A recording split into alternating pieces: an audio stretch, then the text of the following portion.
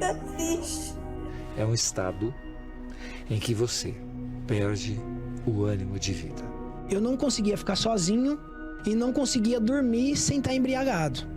E chegar pro meu pai, onde foi o cara que correu atrás do meu sonho, assim, e falar que, pô, pai, eu quero desistir, é coisa de louco. Tinha acabado de disputar uma Copa do Mundo, pô, no meu auge.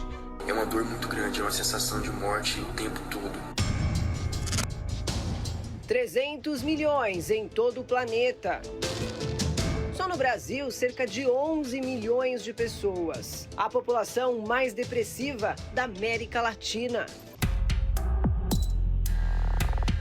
A doença que incapacita, uma tristeza que não passa e muitas vezes deixa homens, mulheres, jovens, crianças, ricos, pobres, famosos ou não, à beira do abismo. Um sentimento de desengano e até de morte.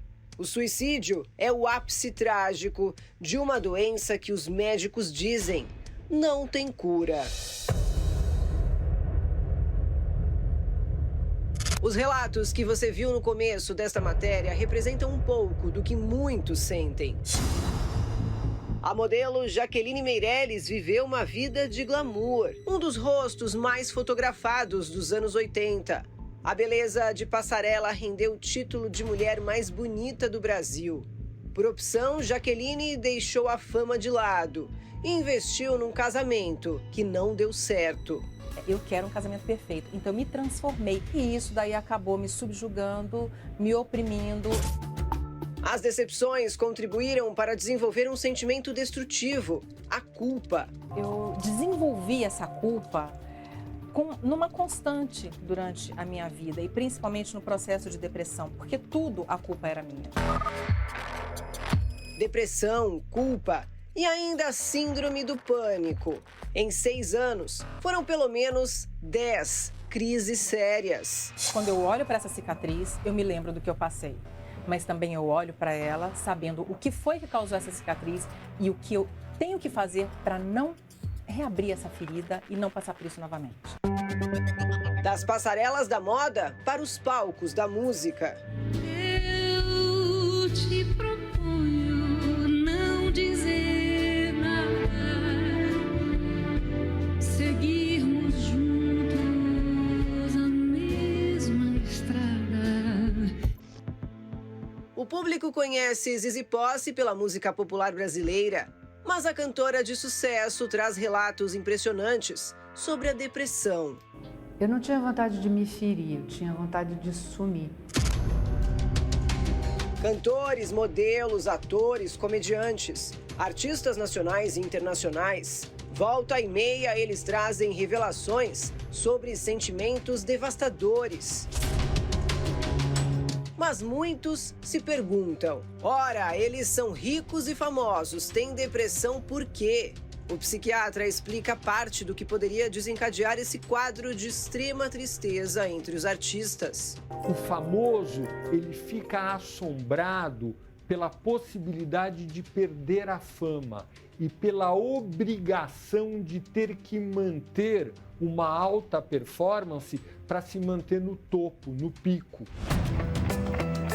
E se não bastassem os sintomas da depressão, aos críticos de plantão, que muitas vezes julgam como se tudo fosse preguiça ou falta de vontade. Boa vontade não cura a depressão, porque na depressão a pessoa não tem vontade, não tem essa energia vital.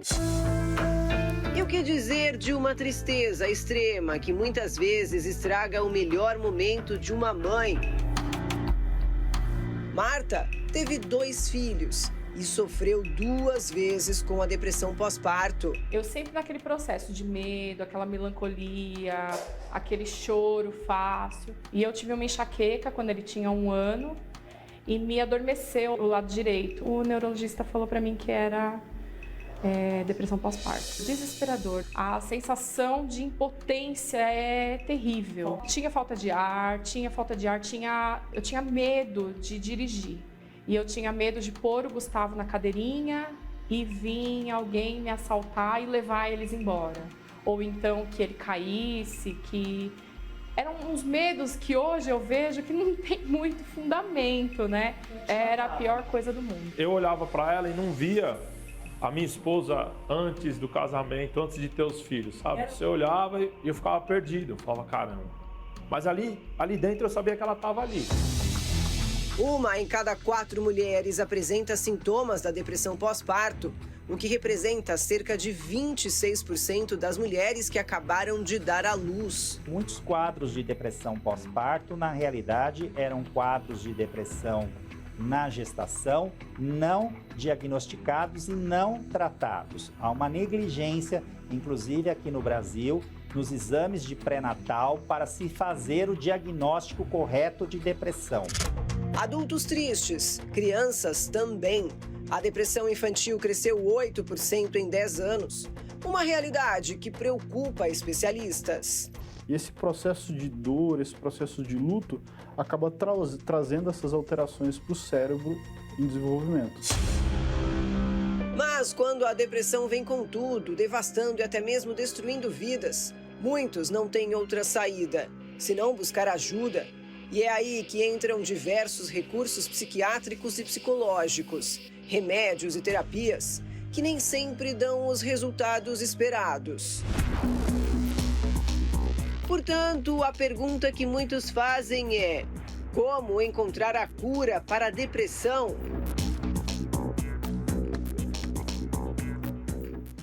Você que já enfrentou momentos na sua vida que parece que tem uma voz que fala com você, tira a sua vida, não tem jeito para você. E há exemplo de pessoas que já ouviram esse tipo de voz. E eu vou colocar em tela cheia para enfatizar essa frase que muitas pessoas, infelizmente, já ouviram. Aquela voz que fala assim: você não vai fazer falta. Isso já ocorreu com você? Você já teve momento assim? Que você pensou: eu não vou fazer falta para ninguém. Meu marido não vai sentir minha falta, minha esposa, meus filhos. Ninguém parece que me nota, ninguém vê e percebe o meu sofrimento. Há momentos parece que eu não existo para ninguém. Só que isso não é verdade. Nós viemos aqui hoje nesse programa por você, para te ajudar a sair desse fundo de poço, mostrando para você uma solução. E o que nós vamos colocar agora é uma história muito interessante do Marcos. Preste atenção o que ele viveu na sua vida. Acompanhe. Eu olhava para minha filha pequena e pensava: poxa, eu preciso cuidar dela. E aquela voz falava assim: não, você não vai fazer falta, tem outras pessoas para tomar conta dela. Naquela segunda pela manhã parece que estava mais estranho. Assim, eu estava me sentindo muito mal. Já não tinha dormido direito à noite. Um dia anterior, no domingo, tinha bebido bastante. Não fui dormir bem. Parece que apertou o meu peito, assim, eu senti uma dor muito grande. E eu perdi o ar. E os meus braços começaram a formigar, minhas pernas fraquejaram, fiquei fraco, caí. E ali eu senti que a minha alma estava saindo do meu corpo, eu estava morrendo. É uma sensação de morte, um cheiro de morte. Era algo assim, muito maquiavélico, algo estranho estava acontecendo, que eu nunca tinha sentido na minha vida.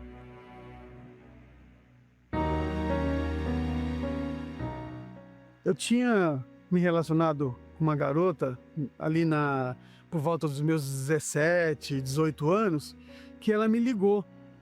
E aí eu marquei um encontro com ela, nós fomos num barzinho, isso já tinha meus 20 e poucos anos, e começamos a conviver maritalmente. E logo em seguida ela ficou grávida, só que começou a faltar o dinheiro. E eu bebendo, usando drogas, muito nervoso, triste. Eu lembro na época que uma irmã minha ficou com dó da minha situação e pagou lá o parto, né, no hospital que ela tinha feito o pré-natal. Minha filha nasceu pequena, mas eu continuava bebendo, continuava usando drogas, continuava ali um homem desesperado, não sabendo o que fazer, tentando com a minha força do braço mudar aquela situação. Foi aí que eu comecei a ouvir dentro da minha cabeça: por que você não morre? A melhor coisa que você faz é morrer. Não tem mais jeito para você. Então eu fui ficando muito triste, muito angustiado, muito amargurado e entrei em depressão. Só que assim, a minha esposa na época estava me cobrando muito, porque a gente estava com uma dívida muito grande, né? Ela me cobrava que eu tinha que fazer alguma coisa. Eu falava, só se eu comprar uma arma, um 38 e sair roubando, eu não tenho mais o que fazer. Eu não acho uma saída, você não tá vendo? E nessa segunda-feira pela manhã, eu tava muito estranho, eu já acordei, sabe, bem para baixo. E ali, quando eu fui entrar na empresa, eu perdi o ar. Me fugiu, meu peito teve uma opressão, parece que apertou, os meus braços começaram a formigar e eu perdi as forças na perna e caí no chão, assim, na calçada. E ele, o que está acontecendo? O que está acontecendo? Eu não sei, eu não conseguia falar. Foi um momento muito difícil. Difícil porque eu não tinha saída. Eu falava, poxa, o que está acontecendo comigo? Eu acredito em Deus, não faço mal para ninguém. Essa situação que eu estou passando, por que Deus? Você já se perguntou também o que eu estou fazendo nesse mundo? Por que, Deus, eu estou passando o que eu estou passando? Por que a minha família está assim? Minha vida está de mal a pior? Aonde foi que eu errei? Cadê Deus? Se Deus existe, aonde está esse Deus que não muda a minha vida, que não olha para mim? Na verdade, Deus está olhando para você. E a prova que Ele está olhando para você é permitir você acompanhar esse programa. Independente do seu passado, independente da sua religião, nós estamos aqui para mostrar para você uma solução. O Marcos estava desesperado, não aguentava mais. Cadê Deus? E você carrega essa pergunta. Cadê a solução para o meu problema? Nós vamos acompanhar agora o resultado através, de um programa como esse. A vida do Marcos mudou. Veja só. E ali um cunhado meu, ele estava passando, ele me viu, a minha esposa na época chamou, eles me levaram para casa. Eu lembro que eu cheguei, deitei na cama e apaguei. Eu acordei só no outro dia. E um certo dia, uma certa madrugada, vamos dizer assim, eu ali sem dormir, não estava com sono, e eu passava os canais ali para distrair, eu me deparei com um programa ali diferente. Eu parei para ouvir. Eu lembro até hoje, era véspera de finados. E o tema me chamou muita atenção. E eu parei para ouvir e me desarmei. Quando eu me desarmei, eu comecei a dar atenção àquilo que estava sendo falado, como estava sendo conduzido. Eu olhava para os olhos das pessoas e via a sinceridade. E tinha um homem nesse dia na programação que ele havia perdido o filho fazia poucos dias, não era nem meses, eram poucos dias. E ele falava com equilíbrio, com uma serenidade, algo assim que, poxa, perder um filho, acredito que o filho dele era pré-adolescente, por volta de 12, 13 anos, mas ele falava com uma serenidade que aquilo me chamou muito a atenção. E no final, ele falou assim, pega um copo com água, é momento de oração. Eu, sem entender muito bem, fui lá na cozinha, peguei o copo com água, coloquei no rack ao lado da televisão e comecei a orar. E aí, quando ele finalizou a oração, ele falou, pode beber o copo com água, que ela está consagrada. Eu peguei esse copo com água e tomei. Quando eu tomei essa água, foi um momento muito marcante também, porque parece que dentro de mim saiu um peso, saiu algo ruim assim, eu comecei a chorar, mas chorar copiosamente. Chorando muito, eu só falava assim, obrigado Deus, obrigado Deus, obrigado Deus, obrigado Deus. Fiquei ali por um bom tempo. E essa programação que eu estava assistindo era a programação da Igreja Universal, que me fez tão bem, algo que eu sempre critiquei, tinha um preconceito, mas quando eu me desarmei e parei para ouvir, ali aquela programação da Igreja Universal me fez muito bem. E o bacana é que, assim, depois que eu levantei, eu acordei, eu tomei café e fui me dirigindo ao trabalho, eu fui acender o cigarro. Quando eu acendi esse cigarro que eu fui tragar, eu não consegui fumar. Parece que eu nunca tinha fumado na minha vida. Eu peguei, joguei esse cigarro fora, fui trabalhar. Quando saí do trabalho, fomos a um bar com alguns amigos ali, alguns colegas, e começamos a conversar e tal. Abriu a cerveja. Quando eu fui tomar essa cerveja, eu senti um gosto tão ruim, um amargo, uma coisa, sabe, nojento. Achei até estranho. Falei, será que essa cerveja está estragada? Será que Mas o que está acontecendo comigo? Já o cigarro eu não consegui fumar. Igual a cerveja que eu falava que só ia parar de beber quando eu morresse. E a coisa que eu mais gosto é tomar cerveja. E o que está acontecendo? À noite eu voltei para assistir o programa de novo. Fiquei ali alguns dias. Eu acho que, se eu não me engano, uns 10 dias depois eu fui à igreja. Mas quando eu entrei, eu sentei lá no fundo. Aí pensei comigo, já estou aqui, vou sentar. Aí fui me aproximando e fiquei ali perto das pessoas. O pastor entrou, começou a falar, e ali aquela palavra foi algo diferente, o ambiente era diferente. Um ambiente que eu nunca tinha deparado, eu nunca tinha visto. Eu voltei para casa, só que dentro de mim começou a nascer uma força muito grande. Quando eu voltei na Igreja Universal, ali foi muito diferente. Deus já estava se movendo dentro de mim, na minha mente, meus pensamentos já tinham mudado, aquela tristeza, aquela angústia, a depressão já tinha saído, os vícios já tinham ido embora. E eu entendi que eu tinha que morrer, mas não morrer como aquela situação, né, que eu falei agora há pouco. Era morrer para o mundo, morrer para o meu eu, morrer para minhas vontades, para as minhas emoções, para os meus desejos.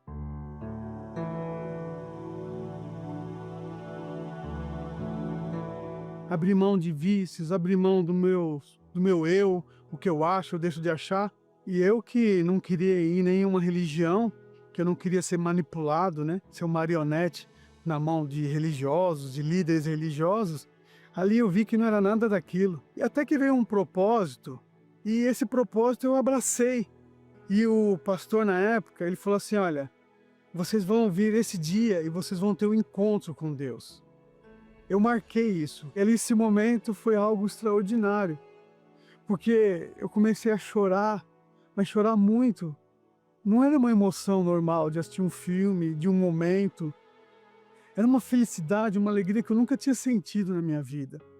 Porque eu falava que felicidade não existia, que era só momento de felicidade. E aquele momento a felicidade se materializou em mim. Porque Deus é a felicidade, a alegria, a paz que eu senti dentro de mim. E eu ajoelhei aos pés de Jesus e fiquei ali por muito tempo. Eu não sei nem quanto tempo. Uma alegria muito grande, uma paz muito grande, algo magnífico, sobrenatural. E Deus falou, eu sou contigo. E aí depois eu abri os olhos, o pessoal já tinha voltado para o lugar. Quando eu desci do altar, o pastor me abraçou, eu falei, forte, né, rapaz? Eu falei, pastor, eu estou flutuando, eu quero falar para todo mundo, existe uma cura, que existe solução por todo e qualquer problema. Eu queria ter um megafone e falar para todo mundo, para minha família, para meus amigos. E ali eu voltei para o lugar, irradiante, alegre, feliz, e algo assim extraordinário que eu falo assim que até então um dos momentos mais felizes da minha vida tinha sido o nascimento, de ver a minha filha. Mas esse momento ele ultrapassa toda e qualquer situação. Foi a maior alegria da minha vida.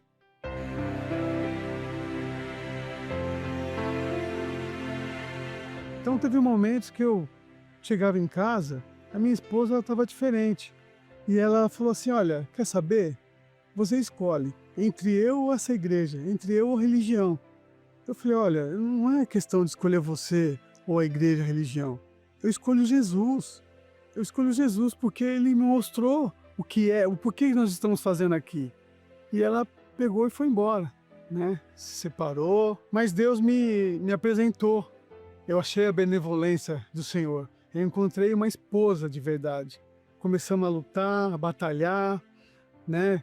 Muita paz dentro da gente, com muita cumplicidade, com muita harmonia, com muito amor. Nosso amor vem crescendo cada vez mais, fidelidade, respeito. Abrimos nosso próprio negócio. Algo assim fenomenal, algo maravilhoso que eu nunca vivi, o que eu sempre quis, mas nunca tinha vivido. Só que o mais importante, né, com Deus agora. Eu que falava de marionete, de religião, de ser manipulado, não é nada disso. É algo que você, quando você entrega a sua vida para Deus, é algo que você está ganhando. É algo que você só tem a ganhar. E, com certeza, a gente tem uma caminhada na vida com plenitude, aquilo que Deus tem de melhor para nós.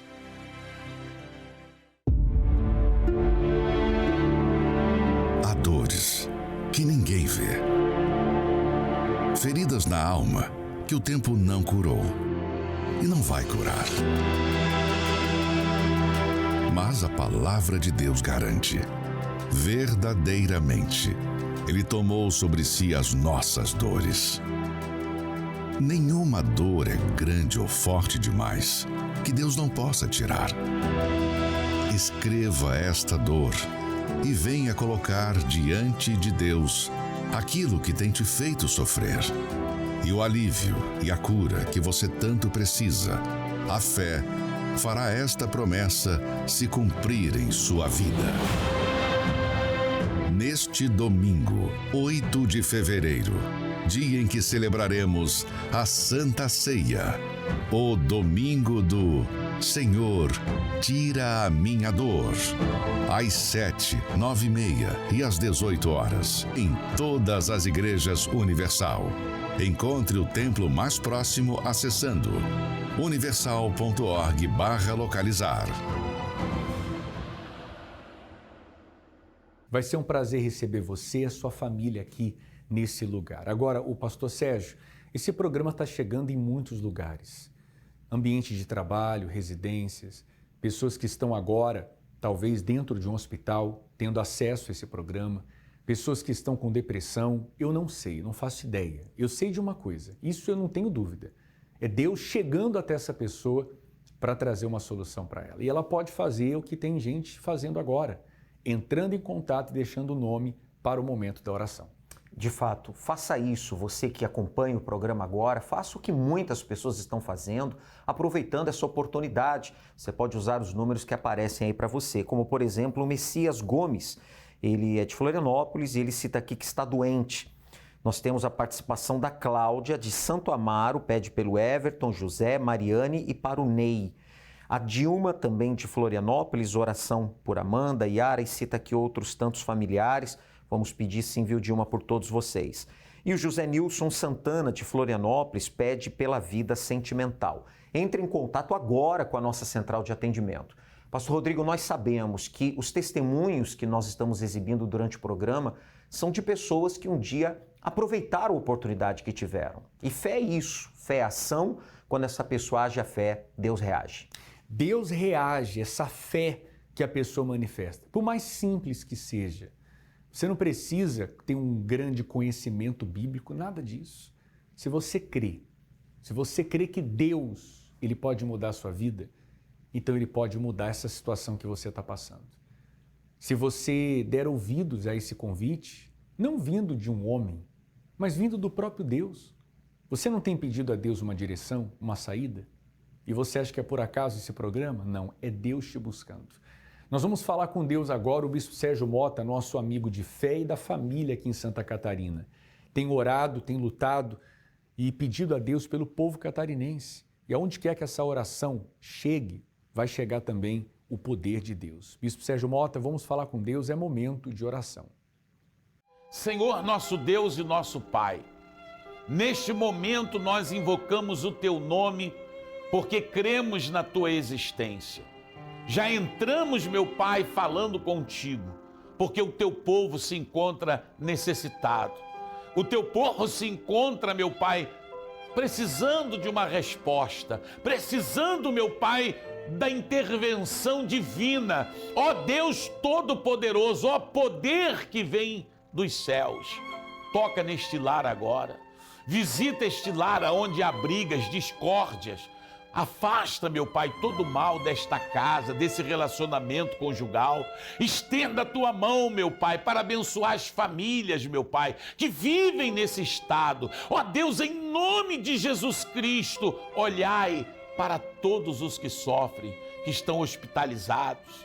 Meu Deus, o nosso estado, ele ganha, meu Pai, sempre em primeiro, meu Pai, em qualidade de vida, em educação, meu Deus, em saúde, mas há pessoas que precisam, meu Pai, precisam não do Estado, da Tua mão. Então venha depressa curá-los e libertá-los, é o que eu te peço em nome de Jesus. Beba desta água e receba forças para viver, receba forças para vencer, porque Deus com certeza nos atendeu.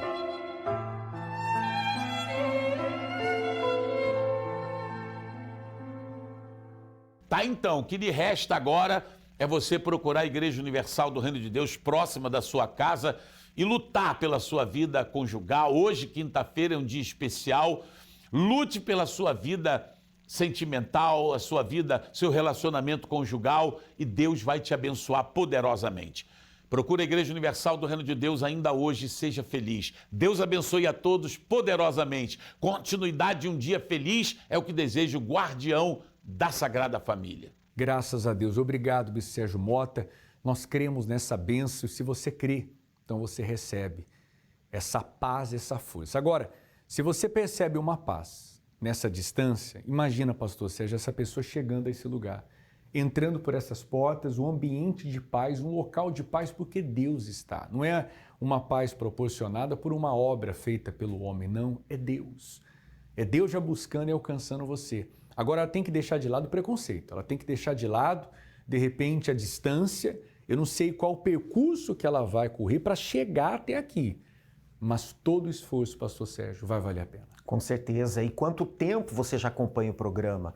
De repente, você é aquela pessoa que nos acompanha há dias, há semanas, quem sabe meses. Quanto mais cedo você fizer isso, quanto mais cedo você vier, mais cedo a sua vida vai mudar. Nós temos certeza, pastor Rodrigo, que esta pessoa não acompanhou o programa por obra do acaso. Não, Deus buscando você. Isso é Deus. Deus preparando tudo, te chamando para uma mudança de vida.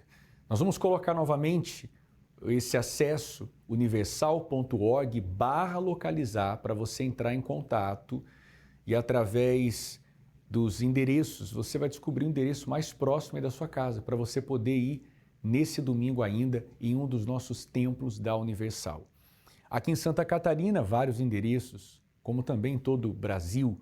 E se você vai estar no estado de São Paulo, então você tem a opção Templo de Salomão, Avenida Celso Garcia 605, no Brás, especialmente às 9h30 da manhã, às 7 ou às 18 horas.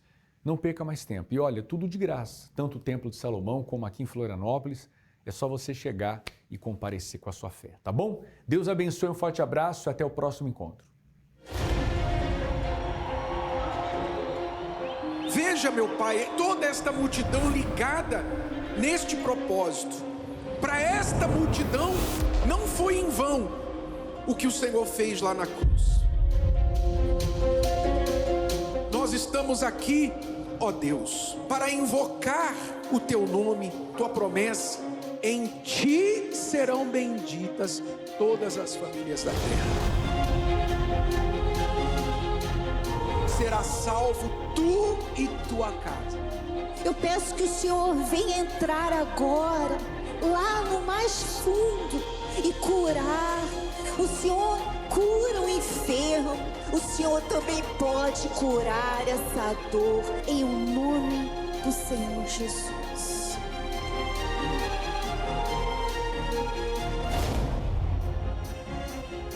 Você está vendo essa chuva? Eu não quero que ela para, não. Em nome do Senhor Jesus, meu Pai, cada gota d'água seja a gota do Espírito de Deus sobre o teu povo aqui agora.